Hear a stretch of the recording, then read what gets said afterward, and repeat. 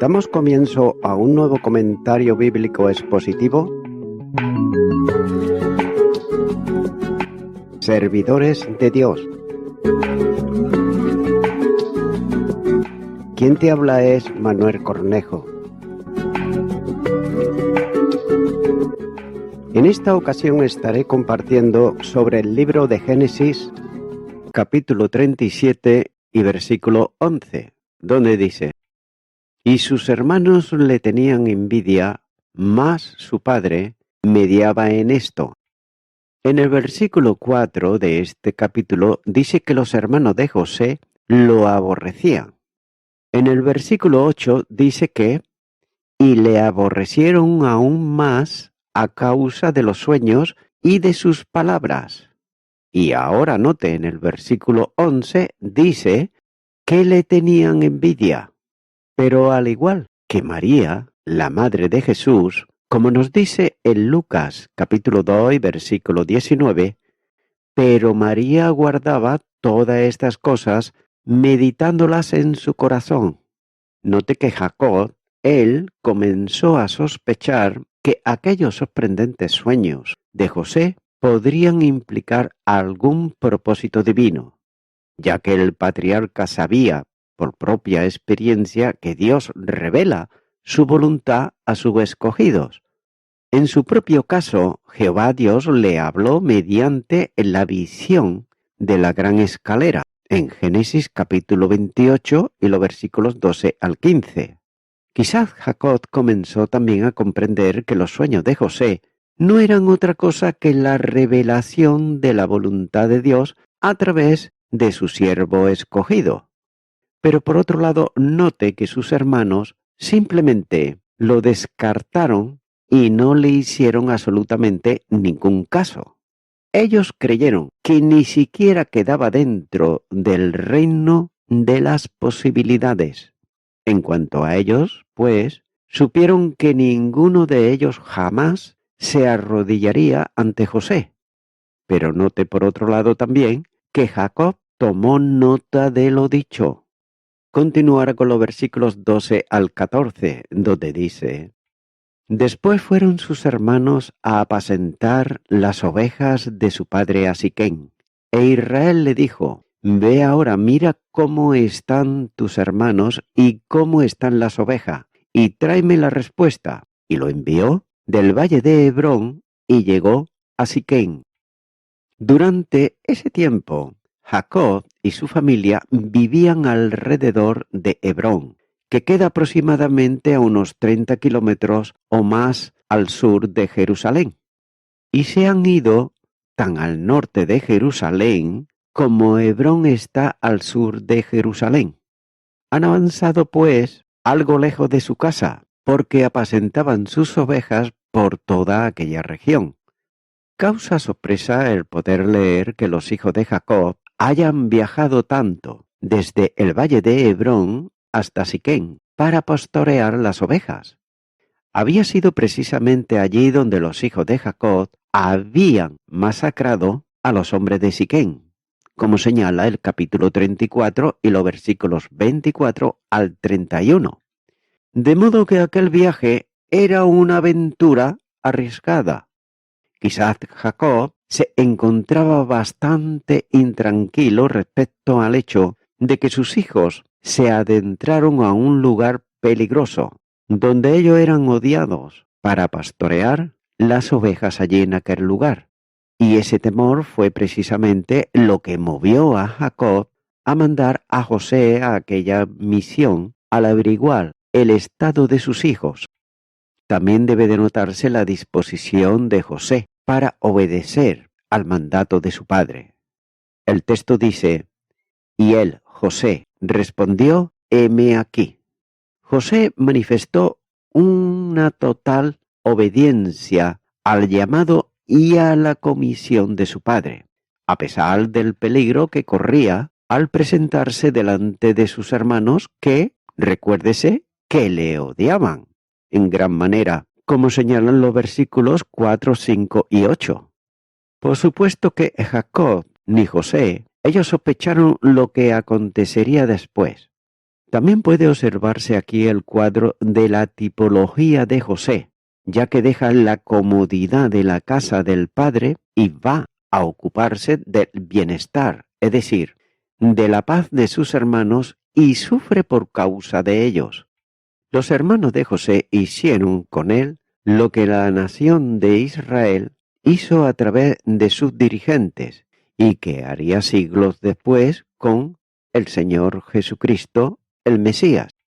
Continuará con los versículos 15 al 17, donde dice: Y lo halló un hombre, andando él errante por el campo, y le preguntó a aquel hombre, diciendo: ¿Qué buscas? José respondió: Busco a mis hermanos, te ruego que me muestres dónde están apacentando. Aquel hombre respondió: Ya se han ido de aquí, y yo les oí decir: Vamos a Dotán. Entonces José fue tras de sus hermanos y los halló en Dotán.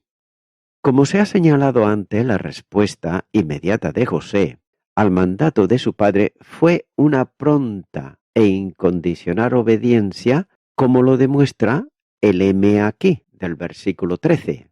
José, él viajó del valle de Hebrón a Siquén, y lo hizo durante bastante tiempo y también bastantes kilómetros.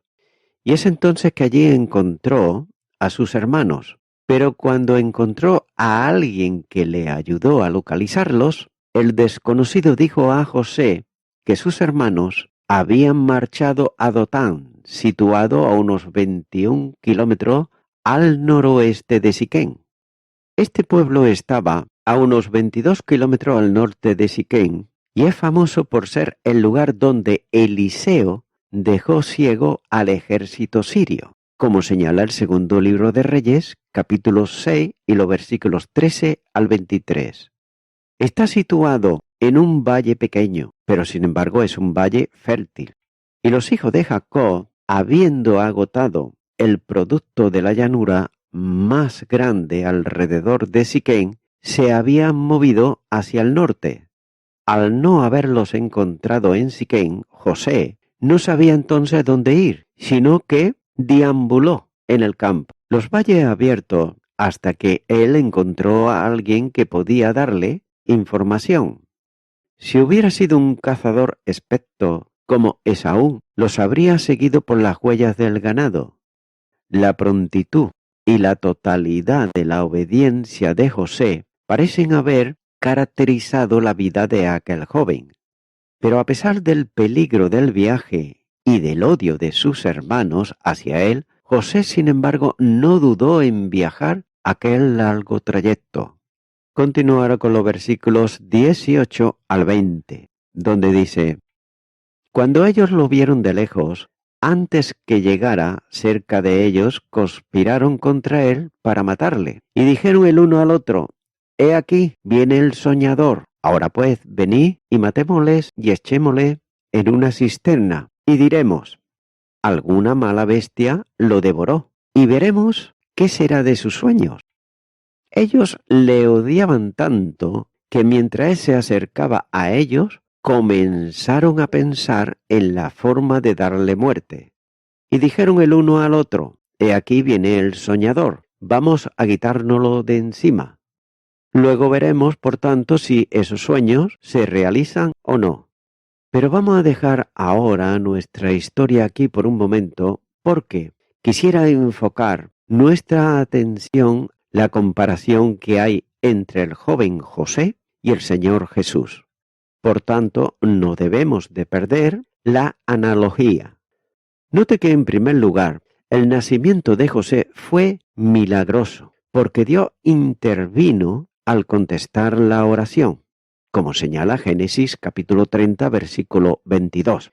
Pero también el Señor Jesús fue nacido de una virgen de un modo milagroso. Lucas capítulo 1 y los versículos 30 al 38. En segundo lugar, José era amado de su padre. También el Señor Jesús fue amado por su padre, quien declaró: Este es mi Hijo amado. En tercer lugar, José tuvo una túnica de diversos colores, la cual le colocó aparte de los demás. Cristo, por su parte, también fue puesto aparte, porque fue apartado de los pecadores. Hebreos capítulo 7, versículo 26. En cuarto lugar, José anunció que iba a reinar sobre sus hermanos. El Señor Jesús se presentó como el Mesías, y así como se mofaron del mensaje de José, también se mofaron de Jesús. Recuerde que escribió también Pilato un título que puso sobre la cruz, el cual decía: Jesús Nazareno, Rey de los Judíos. Juan capítulo 19, versículo 19. Y fue puesto allí como una burla. En quinto lugar, José fue enviado del Padre a sus hermanos. Jesús, por su parte, fue enviado por su Padre Celestial a sus hermanos en la tierra. Llegó primero a las ovejas perdidas de la casa de Israel. En sexto lugar, José fue aborrecido por sus hermanos sin causa, y el Señor Jesús también fue odiado por sus hermanos sin causa. Juan capítulo 15, versículo 25. Por tanto, al volver a nuestra historia, recuerde que José se está acercando a sus hermanos y que ellos están buscando la forma de darle muerte. José está vistiendo esa túnica de diversos colores con mangas, y esa era una señal de rango, y era aborrecida por sus hermanos, quienes no tenían una igual. También debemos de recordar que José no era el mayor, ni aún seguía en turno al mayor. Sin embargo, disfrutaba de un rango superior entre sus hermanos. Por tanto, existe todo este odio. Continuará con los versículos 21 al 24, donde dice: Cuando Rubén oyó esto, lo libró de sus hermanos y dijo: No lo matemos. Y les dijo Rubén: No derraméis sangre, echadlo a esta cisterna que está en el desierto, y no pongáis mano en él, por librarlo así de sus manos, para hacerlo volver a su padre. Sucedió pues que cuando llegó José a sus hermanos, ellos quitaron a José su túnica, la túnica de colores que tenía sobre sí, y le tomaron y le echaron en la cisterna, pero la cisterna estaba vacía, no había en ella agua. Note que el grupo de hermanos comienza a preparar la manera de acabar con la vida de José, ya que primeramente conspiraron para matarle, con el fin de acabar con aquel a quien consideraban ellos el soñador, y planearon matarle arrojándolo a una de las muchas cisternas artificiales que había en aquella región. La expresión soñador sugiere que se burlaban de José, literalmente significa persona de muchos sueños. Y luego ellos planearon cubrir su crimen con una mentira, y diremos: alguna mala bestia lo devoró, versículo 20. Pero Rubén, el hermano mayor, sugiere otra idea. Aquel que había sido culpable del incesto todavía era el hijo primogénito. Por tanto, Rubén sugiere que no haya derramamiento de sangre, sino que sea echado en una cisterna. La intención de Rubén era, a la postre, rescatar a su hermano y devolverlo a Jacob. Pero no es posible saber por qué Rubén quería salvar la vida de José. Quizás le horrorizaba el hecho de derramar sangre, particularmente de su propio hermano. Según el profesor Leopold, opina sobre esto cuando dice que el buen deseo de Rubén queda cancelado parcialmente por el hecho de que procuró enfrentar el mal con otro mal. La propuesta de Rubén, por tanto, fracasó, ya que debió de haberse interpuesto una oposición más firme a los planes malvados de los hermanos. Fin del comentario. Los malvados hermanos de José lo despojaron de su túnica de muchos colores, que tanto le ofendía a ellos, y le echaron mano a José y lo lanzaron a la cisterna. pero note que sin embargo la cisterna estaba vacía. Si bien el propósito de Rubén tuvo un éxito parcial, logró librar a José de la muerte.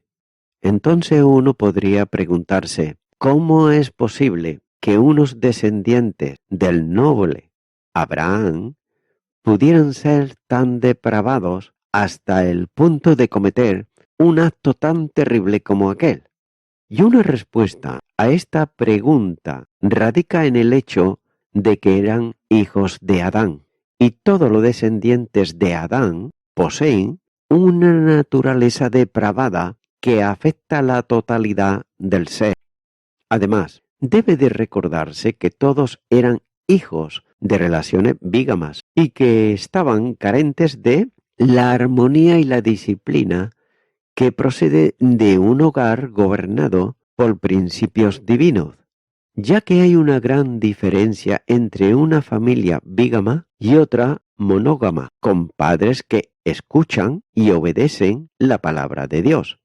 Continuará con el versículo 25, donde dice: y se sentaron a comer pan, y alzando los ojos, miraron, y aquí una compañía de ismaelitas que venía a Galaad, y sus camellos traían aromas, bálsamo y mirra, e iban a llevarlo a Egipto. Los hermanos de José, dice el texto bíblico, ellos se sentaron a comer. La tranquilidad de los hermanos es una demostración de la dureza del corazón de aquellos jóvenes, ya que debe de recordarse que esos mismos jóvenes ya habían masacrado anteriormente a los hombres de Siquén, como señala Génesis capítulo 34 y los versículos 25 al 31. Por tanto, no he de esperarse que los gritos de José hiciesen cambiar de manera de pensar a sus hermanos.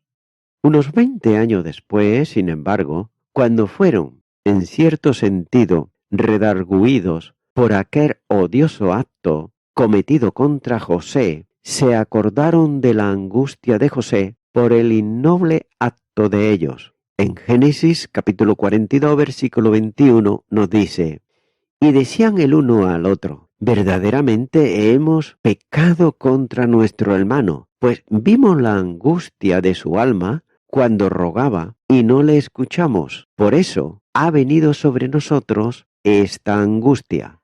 Ahora bien, note que los ismaelitas del versículo 25 y los madianitas del versículo 28 se refieren a los mismos pueblos, ya que Ismael y Medián eran hijos de Abraham. Génesis capítulo 16 versículo 15 dice: y Agar dio a luz un hijo a Abraham, y llamó a Abraham el nombre del hijo que le dio a Agar, Ismael. Y Génesis capítulo 25 y versículo 2 dice: la cual le dio a luz Sinrab, Josam, Medán, Medián, Isba y Suá. Y los nombres de esos descendientes, de esos dos personajes, se usan de manera intercalada también en el Antiguo Testamento. Por ejemplo, en Jueces capítulo 8 y versículo 22 dice: y los israelitas dijeron a Gedeón: sé nuestro Señor tú y tu hijo y tu nieto, pues que no has librado de la mano de Madián. Y Jueces capítulo 8, pero el versículo 26 nos dice: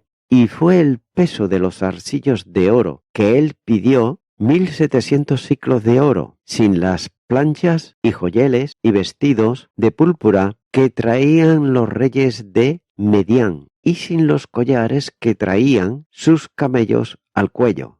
Note que lo más probable es que aquellos grupos estaban ellos asociados en aquellas caravanas de mercaderes, ya que probablemente los ismaelitas era el grupo dominante y los madianitas los más numerosos. En ese caso, ambas designaciones eran correctas, ya que ambos, por lo tanto, son sinónimos. Y voy concluyendo con esto.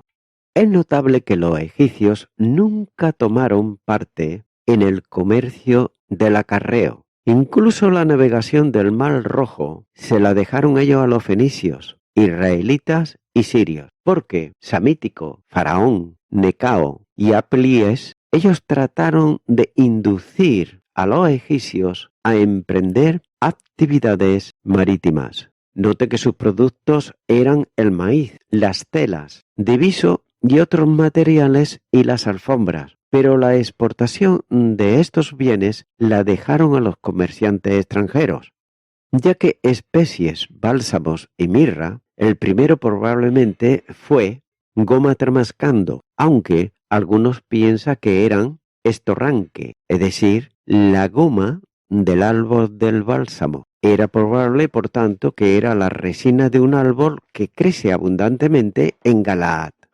y cuya goma se usaba mucho para curar las heridas. Por otro lado, la mirra, ciertamente, ladano, la goma del cistus rose, como todos estos eran productos de Palestina, valorados mucho en Egipto. Note que Jacob lo incluyó en su regalo al gobernador allí, en Génesis capítulo 43 y versículo 11, donde nos dice: entonces Israel, su padre, le respondió: pues así es, hacedlo tomad de lo mejor de la tierra en vuestro saco y llevad a aquel varón un presente, un poco de bálsamo, un poco de miel, aromas y mirra, nueces y almendras. Amigo y amiga oyente, llegar a matar por envidia o celo o cualquier otra cosa es un acto malvado, pero también lo es el vender a su propio hermano y hacerlo por celos para obtener un beneficio monetario, ya que sin importar el daño causado a la persona y también a su padre. Y debe de considerarse que esta es la naturaleza pecaminosa del ser humano cuando no tiene en cuenta absolutamente para nada a Dios. De hecho, en la actualidad hay personas que si no hacen maldades es por el temor a la justicia y nada más. Pero sin embargo, realmente esa malicia todavía está en su corazón y con toda seguridad, a la menor oportunidad, va a salir. Por ello, mi amigo, mi amiga oyente, te aconsejo que tenga a Jesucristo en cuenta en tu vida. Y no solamente que le tengas en cuenta, sino que lo tengas como tu Salvador, ya que Él puede hacer que ese viejo hombre carnal, egoísta, que odia, sea retenido y no salga nunca, aunque se le presente la ocasión. Por tanto, te animo a que le invites ahora a Jesucristo a que venga a tu corazón, a que venga a tu vida. Ora conmigo si así lo sientes, esta oración que yo voy a hacer. Repite y di, si nunca antes la has hecho: Señor Jesús, te confieso que muchas veces siento cosas que no son dignas y no la hago por temor a la justicia, a la familia y tantas cosas. Pero sé que de vez en cuando sale, pero está ahí. Por ello vengo ante ti, pidiéndote perdón por esto que hay en mí, por los pecados que he cometido a lo largo de mi vida, que son muchos, los cuales me arrepiento. Te pido, Señor, que tú me liberes, Señor, de este mal, me salves y me des vida eterna. Te acepto ahora como mi único Salvador. En tu nombre, amén.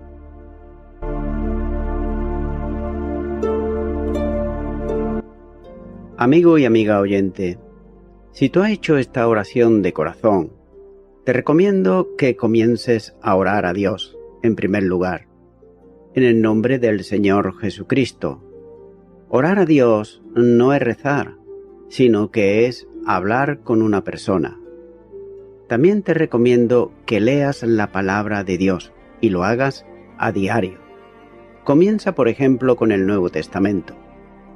Y también, por último, te recomiendo que para que puedas crecer espiritualmente, te congregues en una iglesia cristiano-evangélica, donde se predique, se enseñe y se practique la sana doctrina y la palabra de Dios. Congrégate ahí y con el tiempo podrás crecer espiritualmente y también servir al Señor Jesucristo. Que Dios te bendiga. Y a toda la audiencia, nuevamente ya me estoy despidiendo de todos ustedes y será hasta el próximo programa. Que Dios os bendiga a todos.